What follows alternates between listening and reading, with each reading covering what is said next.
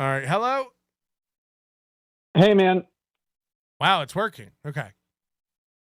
Yeah, well, I just switched to using a phone like a normal human instead of trying to do it through a fucking Yeah, computer. let's do it old fashioned. Anyway, it's an honor. Thank you for calling in. I know you probably can't say a lot. Yeah, I have to be very circumspect. It's kind of like I have a fucking felony charge.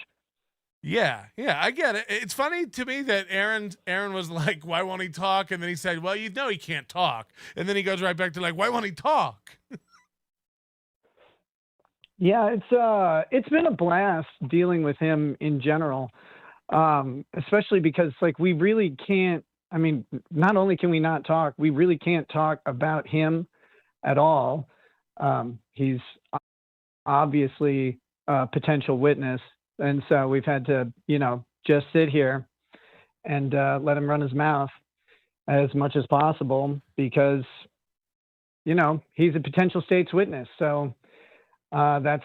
Do you You think just that? have to sit here and Do you fucking take think it. It's great. after how many hours he's spoken about this, and after how many times someone like, well, again, we'll just talk, in general terms. When someone does something like this and they talk for a living, they sometimes speak for 8 hours a day, and they contradict themselves so many times publicly. Can they be used as? I mean, aren't they at that point, completely worthless as a witness? Again, speaking generally, yeah, well, the credibility is up to the finder of fact in most cases. So that's going to be a jury or a judge in a bench trial. They get to determine the credibility of each witness.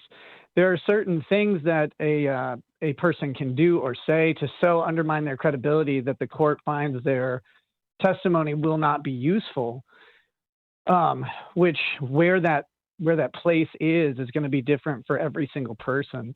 I mean, I think in our case, he's got just facial credibility issues, but those have to be raised properly in court. Like, I can't be screaming about them online. Everybody wants me to call him out. You call him out for this, call him out for that. It's like, dude, I can't sit here and get into a pissing match with a potential state witness on the internet. I can't. Like, as much fun as that sounds, I can't do that. I just have to kind of be quiet about it. Just from a perspective of okay, let's say again in general terms, there's a woman. She's part of a duo on the radio, and then after there's a kind of a messy divorce. Does he get to indefinitely go back and now tell story? What constitutes harassment in the sense that somebody like April would be able to seek her own restraining order for harassment to get this man who clearly it was named in the complaint for Kayla that they don't believe he'll stop unless some sort of action is taken to prevent him. Isn't it the same for April? I mean, this will affect her life going forward forever if he never shuts up. Yeah, and it's, April may at some point pursue a restraining order or pursue her own criminal action against him. I mean, harassment isn't just a civil action. It's a criminal act that doesn't require revenge pornography or any of those other things. Harassment is its own activity. And I mean, I think, in my opinion, he's gone well beyond the level of harassment. I mean, if everybody's noticed, I've only recently started saying anything, but we have been exceptionally quiet, intentionally so. None of our lives were geared to be out in the public like this, and having this one person routinely say false things over and over and over and vindictively and viciously do it probably falls into that category. But at this point, we've been kind of hamstrung by the fact that we're not really able to talk much about our case in any sort of way, or anyone or anything that may be involved with it, like a state's witness. So yeah, I mean, so maybe not harassment restraining order, but slander for certain. When this is all over, I mean, there will be a trove of video evidence of him literally lying.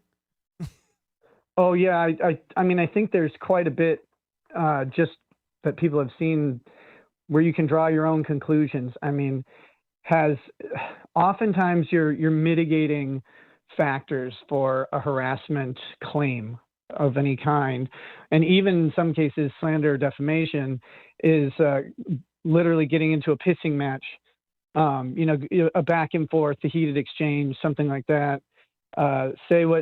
People can say what they will about me. I don't really care. I kind of chose publicity as part of my career, you did. Well, he's establishing some sort of track record of when a relationship ends and he doesn't like the outcome of it, that he literally tries to ruin the woman that just left him, or he just left life. I mean, especially if there's going to be, again, my speculation, and I don't know anything about the laws, that what this whole thing with Kayla was going after is a restraining order to get him to shut up about her. So I'm a cuck. Hold on. Somebody sent that in, sir. But like, if he has this track record of like, he can't leave women alone when he's done with them. He's Ted Bundy without the knife, the gun. Like, so. Yeah, it's been, I mean, again, people can say what they want about me, but the two women who he's been fucking just going after for the past, I mean, it's been since May. This started, people may think this started with our arrest in May, but it actually had started before that. It started, if you go back and start looking, he started talking negatively about April 1st and me. And then he started talking about Kayla. It kind of just transitioned over time, but it started in late April to early May. And he has been nonstop. Yeah, I mean, I assume almost every show. I assume your lawyer has access to those two videos that just came out that are super cuts of him, hours and hours and hours just talking about Kayla. Like, yeah, I haven't watched them yet. I don't know that I really want to. Well, I'm just saying it might be useful for her attorney, because it's literally the work done for him. It's hours long of every time he's mentioned Kayla this year. And it just proves, again, harassment, like nonstop. He will not stop. And also, I think he's going to, he will try to get out of the felony by saying the intent wasn't to harass. But I think when shown in the context, zoomed out, these are all subtle, manipulative threats. He's saying, if they want to say this, don't remember I have photos. Remember I have, like, so it's all like to harass. Oh, I mean, yeah, on the felony charge, I'm not, involved in that case at all, aside from being a potential witness, right, I suppose. But like, just on the face of it, the obvious play of doing something like that in public is to humiliate someone. Like, there's no reason for him to have a discussion about a photo of her with Gino online, except to, put her under a sort of harassed or humiliated status. And then people may not realize that there are ways to prove harassment in Minnesota, because it's difficult to just say someone's harassing you or not, right? Intent is inside the mind of the person. And so intent has to be proven through circumstantial evidence. One of the ways that you show intent on harassment, and in the harassment and stalking statute, there's, harassment is defined as any acts that are typically repeated acts that that would lend to someone's humiliation or harassment or annoyance, or I don't know how else to word it. I'm not looking at the statute, but anyway, fucking pissing people off. Right. One way to prove it is if the person asks you to stop and you persist on in doing so. And so if people are looking for a way, or looking for the harassment, they might want to consider that there have been people very politely requesting that he please just fucking stop talking about them. And he didn't, and he still hasn't. And so, like, proving harassment isn't always visible on the surface. It's not as easy to see, because if everybody could get around, harassment by just saying nice things about someone, there would be no way to ever prove it out. But shockingly, other criminals have tried this. Well, I appreciate you taking a minute to talk to us. Is there anything else you want people to know you haven't been able to say, or that you can say, or want to say that people don't know? Yeah, I have hours and hours of things to say, but unfortunately they all have to wait until our cases are done.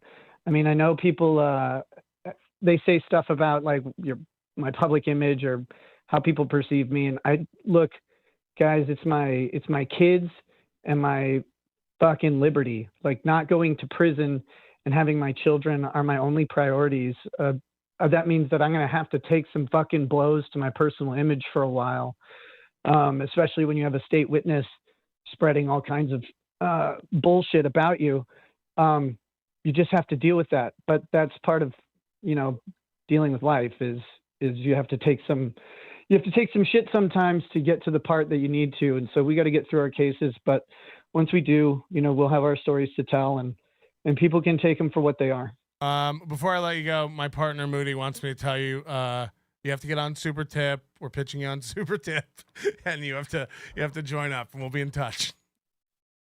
Yeah, seriously, send it to me on Twitter. I'm not opposed to hearing it. All right, thank you, man. Appreciate you taking the time. I know you don't have to do that. I'm a nobody. Nah, you're good. You're good, man. Appreciate Talk to you later. Thank you, Nick Rekieta, everybody. The real Nick Rekieta. I don't think that was a AI.